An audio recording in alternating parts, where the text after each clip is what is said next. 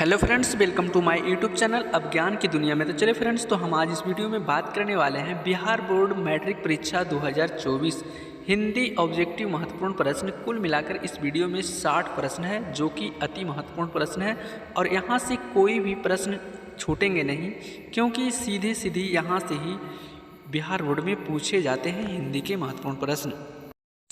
चले तो शुरू करते हैं। फर्स्ट क्वेश्चन में दिया गया है, बाबा साहब भीमराव अंबेडकर का जन्म कब हुआ? इसका राइट आंसर है ऑप्शन नंबर डी, 14 अप्रैल 1891 ईस्वी को महू मध्य प्रदेश में इनका जन्म हुआ था। नेक्स्ट प्रश्न है, भीमराव अंबेडकर का जन्म किस राज्य में हुआ? इसका राइट आंसर है ऑप्शन नंबर बी,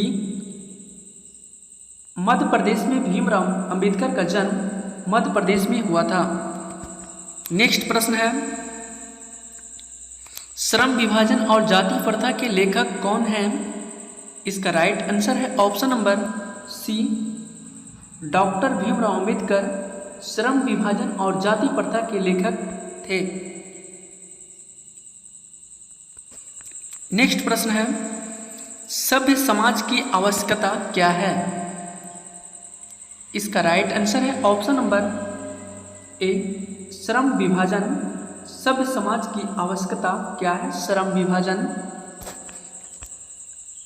भाईचारे का दूसरा नाम क्या है? इसका राइट आंसर है ऑप्शन नंबर सी, लोकतंत्र भाईचारे का दूसरा नाम है। नेक्स्ट प्रश्न है और काफ़ी इम्पोर्टेंट प्रश्न है, बुद्धा एंड हिज धम्मा के लेखक कौन हैं? इसका राइट आंसर है option number C, Bhimrao Ambedkar. Buddha and his Dhamma के लेखक भीमराव अंबेडकर हैं। अंबेडकर ने भारत का बेरोजगारी का प्रमुख एवं प्रत्यक्ष कारण किसे माना है? इसका राइट आंसर है ऑप्शन नंबर ए, जाति प्रथा को भीमराव अंबेडकर ने बेरोजगारी का प्रमुख प्रत्यक्ष कारण माने हैं। भीमराव अंबेडकर की प्रेरणा स्रोत रहे हैं, तो इसका राइट आंसर है ऑप्शन नंबर डी, ये सभी बुद्ध हो जाएंगे, कबीर हो जाएंगे और ज्योतिबा फुले, ये सभी इनके प्रेरणा स्रोत हैं। श्रम विभाजन एवं जाति प्रथा निम्न में से क्या है? इसका राइट आंसर है ऑप्शन नंबर सी, निबंध। श्रम विभाजन और जाति प्रथा का निम्न में से क्या है? तो इसका राइट आंसर हो जाएगा निबंध। नेक्स्ट प्रश्न है, अंबेडकर के अनुसार भाईचारे का वास्तविक रूप है? इसका राइट आंसर है ऑप्शन नंबर बी, दूध पानी का मिश्रण की तरह। जाति प्रथा श्रम विभाजन के साथ साथ किसका रूप लिए हुए हैं? इसका राइट आंसर है ऑप्शन नंबर सी, श्रमिक विभाजन का। जाति प्रथा और श्रम विभाजन के साथ साथ किसका रूप लिए हुए हैं? श्रमिक विभाजन का। नेक्स्ट प्रश्न है, श्रम विभाजन कैसे समाज की आवश्यकता है? श्रम विभाजन कैसे समाज की आवश्यकता है? तो इसका राइट आंसर है ऑप्शन नंबर बी, सभ्य समाज की आवश्यकता है। बाबा साहब के अनुसार आदर्श समाज किसे कहा जाता है? तो इसका राइट आंसर है ऑप्शन नंबर डी, सभी कथन सत्य है। नेक्स्ट प्रश्न है, विभाजन एवं जाति प्रथा शीर्षक का भाव क्या है? इसका राइट आंसर है ऑप्शन नंबर ए, सती प्रथा और विवरता। इसका राइट आंसर हो जाएंगे। नेक्स्ट प्रश्न है, जाति प्रथा स्वाभाविक विभाजन नहीं है क्यों? इसका राइट आंसर है ऑप्शन नंबर सी, रुचि पर आधारित नहीं होने के कारण सच्चा भारत कहाँ बसता है? इसका राइट आंसर है ऑप्शन नंबर सी, गांव में। सच्चा भारत कहाँ बसते हैं? तो गांव में। विशाल भारत संपत्ति और किस चीज की खान है? इसका राइट आंसर हो जाएंगे ऑप्शन नंबर बी, प्राकृतिक सुषमा की। विशाल भारत किसकी संपत्ति है? तो प्राकृतिक सुषमा की हो जाएंगे। भारत की सर्वाधिक आबादी कहाँ बसती है? इसका राइट आंसर है ऑप्शन नंबर सी, गांव में। यह क्वेश्चन रिपीट किया गया है। नेक्स्ट प्रश्न है, मैक्स मूलर के अनुसार सच्चे भारत के दर्शन कहाँ हो सकते हैं? काफ़ी इंपॉर्टेंट प्रश्न है और कई बार एग्जाम में पूछे गए हैं। तो इसका राइट आंसर हो जाएंगे ऑप्शन नंबर सी,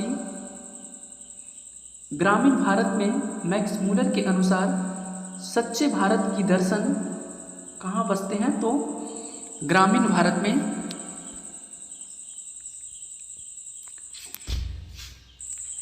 भारत से हम क्या सीखें पाठ गद्य की कौन सी विधा है? इसका राइट आंसर है ऑप्शन नंबर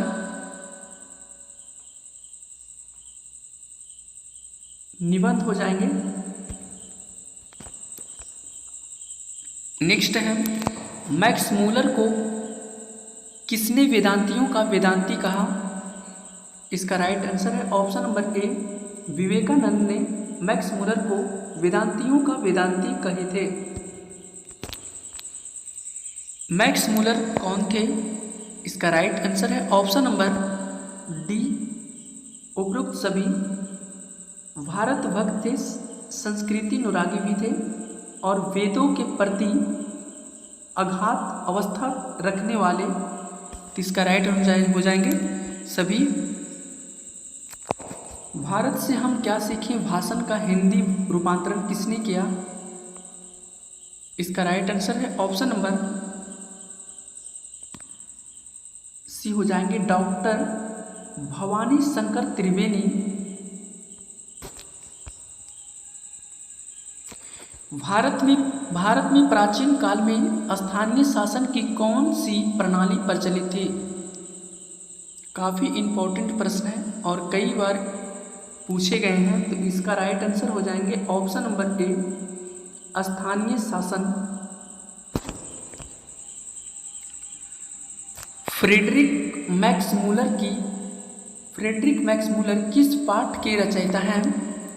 इसका राइट आंसर है ऑप्शन नंबर ए, श्रम विभाजन और जाति प्रथा।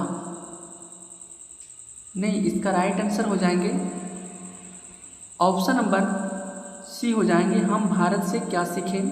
फ्रेडरिक मैक्स मूलर किस पाठ के रचयिता हैं?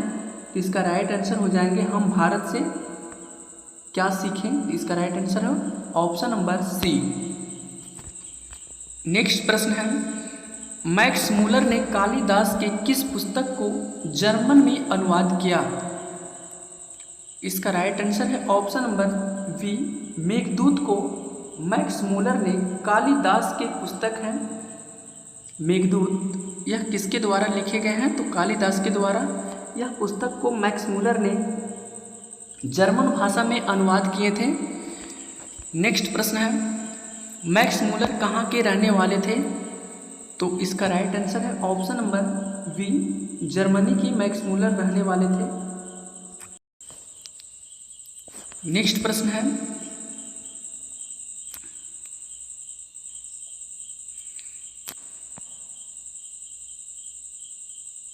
सर विलियम जोन्स समुद्री यात्रा करते हुए भारत कब पहुंचे?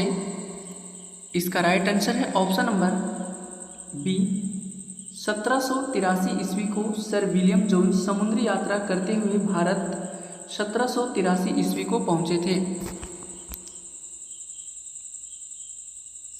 किस गवर्नर जनरल के समय 172 दारिश नामक सोने से भरा घड़ा मिला था?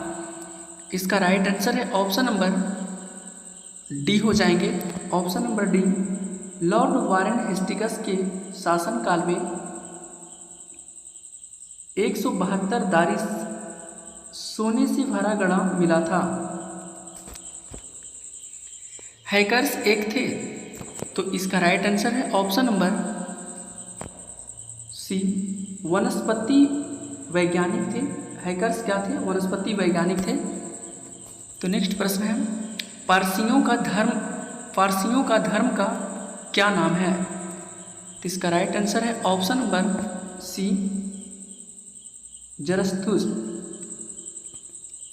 जरथुस्ट्र हो जाएंगे इसका राइट आंसर। नेक्स्ट प्रश्न है, हितोपदेश का जर्मन भाषा में प्रकाशित किसने करवाया था? इसका राइट आंसर है ऑप्शन नंबर ए हो जाएंगे, ऑप्शन नंबर बी हो जाएंगे, मैक्स मूलर के द्वारा। नेक्स्ट प्रश्न है, मैक्स मूलर ने कंट और केन आदि उपनिषदों का किस भाषा में अनुवाद किया? इसका राइट आंसर है ऑप्शन नंबर सी, जर्मन भाषा में मैक्स मूलर ने कंट और केन को उपनिषदों को अनुवाद किए थे जर्मन भाषा में। दारिस क्या है? तो दारिस एक सोने के सिक्के थे। नेक्स्ट है, भारत माता शीर्षक कविता के कवि कौन है? तो इसका राइट आंसर है ऑप्शन नंबर सी, सुमित्रा नंदन पंत हो जाएंगे। स्वदेशी शीर्षक कविता के कवि कौन हैं? तो इसका राइट आंसर है option number C, Badri Narayan Chaudhary. स्वदेशी शीर्षक कविता के कवि कौन हैं? तो बद्री नारायण चौधरी। नेक्स्ट प्रश्न है, जनतंत्र का जन्म शीर्षक कविता के कवि कौन हैं? तो इसका राइट आंसर है option number B, Ramdhari Singh Dinkar जनतंत्र जन्म कविता के कवि हैं। नेक्स्ट है, रामधारी सिंह दिनकर का जन्म किस जिला में हुआ था? तो इसका राइट आंसर है option number option number C हो जाएंगे, बेगूसराय में। रामधारी सिंह दिनकर का जन्म कहाँ हुए थे? तो बेगूसराय में।